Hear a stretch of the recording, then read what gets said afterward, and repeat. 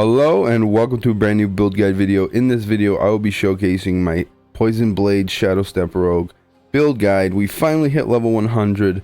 I use this build mainly for PvP, but this build can do Uber Lilith, and with few adjustments it could probably do tier 100 as well. So let's get into it. Starting out with the skills, we take Fundamental Puncture. Puncture now throws 3 blades in a spread, dealing 35% of base damage. Hitting an enemy with at least 2 blades make them vulnerable for 2 seconds. This is how we get our health back, so it just makes sense to have something to make enemies vulnerable on command.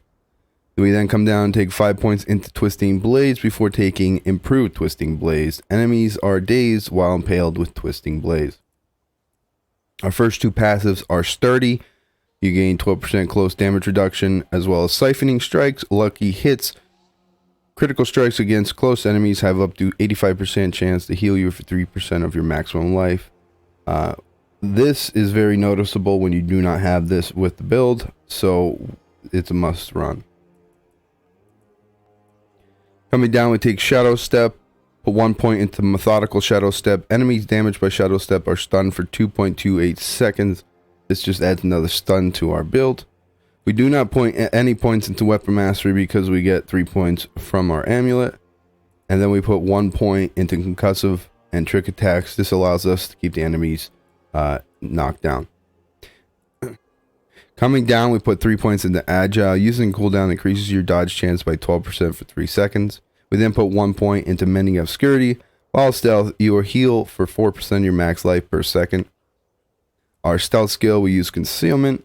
Specifically, Subverting Stealth, the skill that breaks concealment, always makes enemies vulnerable for 6 seconds. This, and combined with our Twisting Blades, allows us to make all the enemies around us vulnerable, and we use the key passive Victimize as well as the Aspect, so that gives us our health back. Moving on to our Poison Trap, we are taking Countering Poison Trap. Poison Trap has 30% chance to reset your imbuement skill cooldowns when activated. Blizzard in the last patch fixed this aspect here, making it a true 10% chance, so it really doesn't proc as often as it normally would, so that's why we switched to the Countering Poison Trap. But in PvP, when you're running against somebody with a lot of freezes like a Source, a lot of stuns, I'll swap out Poison Trap altogether and take Shadow Clone for the added Unstoppable for 5 seconds. Moving on, we then take 3 points into Malice, as well as 3 points into Exploit. Very good damage bonuses there. Moving to our imbuement skills, first we'll start off with the passive Precision Imbuement. Imbue skills have 9% increased crit chance. We then put 4 points into Poison Imbuement before moving on and taking Blended Poison Imbuement. Crit strikes with Poison Imbue skills have 75% increased poison damage. This just goes well because we're going to have a lot of crit with this build, so this just makes sense. Our passives now, we take Deadly Venom, 1 point there, and then 3 point into Debilitating Toxins. Poison enemies deal 15% less damage. We then take Frigid Finesse. You deal 15% increased damage to chilled enemies. This bonus increased 30% against frozen enemies. And you'll see why we take that passive in a second. I did just cover the Shadow Clone and why we take that. Our next passive, we take 1 point into Adrenaline Rush before putting 3 points into Haste. Our key passive, we take Victimize. Dealing direct damage to a vulnerable enemy has up to 45% chance to cause an explosion, deal 23% of the original damage to them and surrounding enemies. Before we get into the gear, I just want to let you know there would be a D4 planner in the description of this video. So if you want to follow along and learn what affixes to look for on your gear, that will be handy for you in the description. Coming to our helmet now, we take the Aspect. Basic skills grant 20% damage reduction for 6 seconds. We're always throwing out our basic attack, so this just makes sense for that flat 20% damage reduction. Our chest piece now, explosions from the Victimized key passive heal you for 211 life for each enemy damaged, up to 632 life. We always have a way of making the enemies vulnerable, so this will always give us health back. This allows us to jump into packs. Stealth, like I said, do a Twisting Blades. The blades twist around you, making everybody vulnerable, giving you a ton of health back. Our gloves, we use basic skills, gain 30% attack speed. I like this over the crit chance one because you're getting a base higher amount of attack speed, and really it doesn't matter about your attack speed with your twisting blades, because when you run out of energy, you really can't use it. So basic attacks is why I go with that one. Our first unique, we're using Temerity. Effects that heal you beyond 100% of your life grant you a barrier up to 60% of your maximum life that lasts for 8 seconds. We will always be healing with our victimized key passive, so this will always give us a barrier up. Our boots, now we're using Penic Greaves. You leave behind a trail of frost that chills enemies. You deal 10% more damage to chilled enemies. I like this for the flat 10% damage, as well as using it with our Frigid Finesse allows us to get more damage that way. Our two-handed weapon now, Twisting Blades orbit for a short time after they return to you, dealing 30% of the Twisting Blades damage return damage per hit. Based on the distance the blades return, the orbit damage is increased up to 60% of the return damage. This just adds to our burst. We are using Twisting Blades in this build, so it just makes sense to have the most amount of damage possible on this aspect being in our two-handed slot. Our next weapon now, we are using Condemnation. Your core skills deal 40% increased damage when you spend 3 combo points. Your basic skills using this weapon have 30% chance to generate 3 combo points. This goes hand in hand with our specialization, as well as we're always throwing out basic attacks. So this is always being procced, allowing us to get that maximum 40% and adding burst to our build.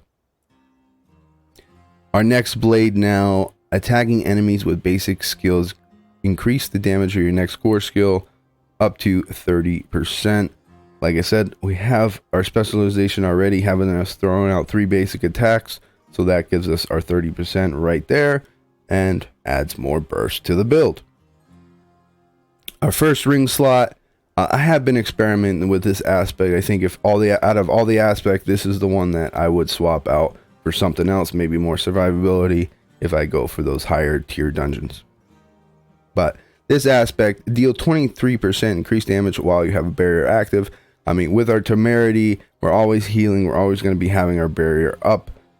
I wouldn't say 100% of the time. I would say probably about 70-75% of the time. So you're getting that added damage bonus from that. Our next ring slot, we are using the aspect critical strikes with poison and abuse skills have up to 10% chance to create a toxic pool that deals 5,000 poison damage over 3 seconds to enemies within. While standing in the poison pool, your poison and imbuement skills have no cooldown or charge limit. This is very, very key to our build, especially when you're fighting Uber Lilith, somewhere where you can just stand in there and use your poison abuse skills, allow this to proc, and you can just keep bursting her down with poison imbued twisting blades. Our amulet slot now, we are using the aspect. You gain 0.75% increased armor for 4 seconds when you deal any form of damage, stacking up to 45%. It just makes sense to be in this slot. This is the highest you can possibly get this aspect. And in the later stages of the game, you really want it in this spot, because anywhere else, and if you just feel too squishy. I mean, the rogue really kind of feels squishy to begin with at level 100. So this aspect here is almost a must. First Malignant Heart, we take the Brutal Heart, you gain to 14% barrier generation. You heal for 38 life per second while you have an active barrier. This I've been experimenting with. I more prefer either this Brutal Heart here, where you become immune for 2.9 seconds. This is handy for PvP. If I'm using it for PvE, I'm going to use the Subterfuge skill one, where it allows you to throw taunts on the ground. This is more of an experiment. This next heart, Vicious Heart, every 5 seconds while above 60% life, your core skills cost 484 life instead of your primary resource. This skill that consumes life deals 28% increased damage. We have lifesteal in this build. We have a way to heal ourselves. So this Malignant Heart just makes sense to get that added 30% damage on top of all of our other percent damage multipliers, allowing us to get really, really big, almost 2 million crits with our Twisting Blades. Our last Malignant Heart, we're using Vicious Heart. Lucky hit, you have up to 20% chance to launch 5 stun grenades that deal 24 physical damage and stun enemies for 5 seconds. This is just really handy, especially in PvE situations and PvP situations when you're not going up against unstoppables. You're just constantly throwing on stun grenades. When the enemy's stunned, they can't hurt you, so that adds survivability that way. Our specialization now, we're using combo points.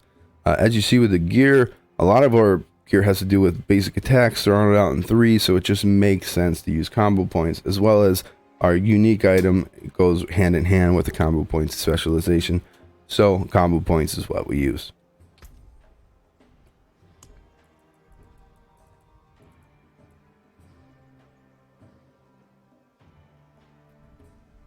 Moving on to our Paragon board now. First we came up the right side and got our 20% damage node, as well as our 4% life node here. We moved up, got our first glyph socket. I'm using the exploit glyph socket. When an enemy is damaged by you, you become vulnerable for 3 seconds. This cannot happen more than once every 20 seconds per enemy. This just goes hand in hand with keeping us alive. I didn't really use this much throughout my leveling experience, but into the late game, this is just so much better for quality of life. I suggest using this passive if you're not. We then come up and got our Lawless node. I wanted it just for the 200 armor before moving on and getting our 20% damage node here. Our first board we move on to is the Exploit Weakness board, but before we get our legendary node, we moved on and got our rare Unassailable node for the 8% damage reduction from vulnerable enemies, as well as that 100 armor. We then come over to the left side here, got our 20% vulnerable damage, as well as 25% damage to injured enemies. We then moved up and got our Exploit Weakness. Whenever you deal damage to an vulnerable enemy, they take 1% increased damage from you for 6 seconds. After that, we came up the right side here, got our next rare node, 30% damage to elites. If you don't know this, in PvP, other players count as elites, so whenever you get elite damage, it's essentially PvP damage towards other players. We then move on and got our next glyph socket. I'm using combat specifically for the skills that critically strike, restore 12% of their energy costs. I fill out this glyph socket here. I did not like this rare node here, so I opted not to take it. You could if you want, I just don't like it. We did take this node, however, the Artifice node, for 20% vulnerable damage, as well as taking our 5% rare nodes here. Moving on to our next board, we take the Tricks of the Trade. Your marksman skills grant your cutthroat skills 25% increased damage, and your cutthroat skills grant your marksman skills 25% increased damage. Before getting to that, though, we got our Lawless rare node here, before moving on to our glyph socket, where we take the Efficacy, and I wanted this specifically for granting the 125% bonus to all rare nodes here. As you can see, I get 450 armor just from that node there, as well as this one here, where I get the 72% damage to elites. I just think this is a really nice node to have, as well as the imbuement skill effects have 20% increased potency. Just a good overall glyph there. They then moved down and got our Havoc node here for the 30% crit strike damage, as well as the 10% physical damage.